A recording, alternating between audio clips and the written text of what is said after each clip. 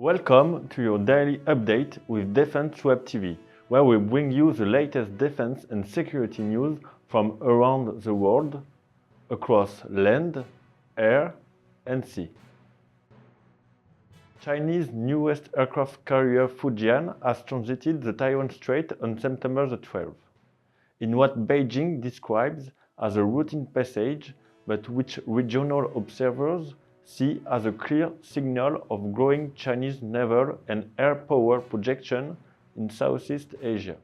According to Taiwan's Defense Ministry and Japanese reports, the carrier was accompanied by 2 missile destroyers, highlighting its integration into fleet operations.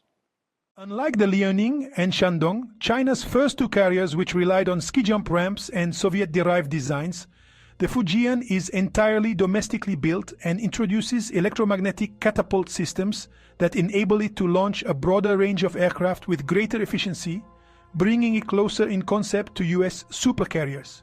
Experts estimate the Fujian will be able to deploy between 40 and 60 aircraft, including next-generation fighters and fixed-wing early warning planes. In comparison, the 2 previous carriers can deploy around 24 fighter jets. The carrier is expected to be soon commissioned, enhancing the capabilities of the Chinese Navy.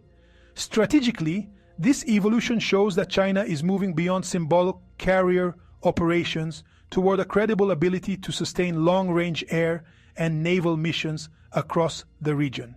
For Taiwan, this means facing an adversary with greater capacity to threaten its airspace and sea lines of communication, while for neighbors such as Japan, the Philippines, and Vietnam, it signals a Chinese naval presence increasingly able to project influence into the East and South China Seas. For the United States and its allies, the Fujian's debut in the Strait reinforces the urgency of strengthening deterrence, maritime domain awareness, and coalition naval operations in the face of China's rapidly modernizing carrier fleet. Stay with us for daily updates on key developments in defense and security. And don't miss our end-of-week summary, where we break down the most important stories across land, air, and sea.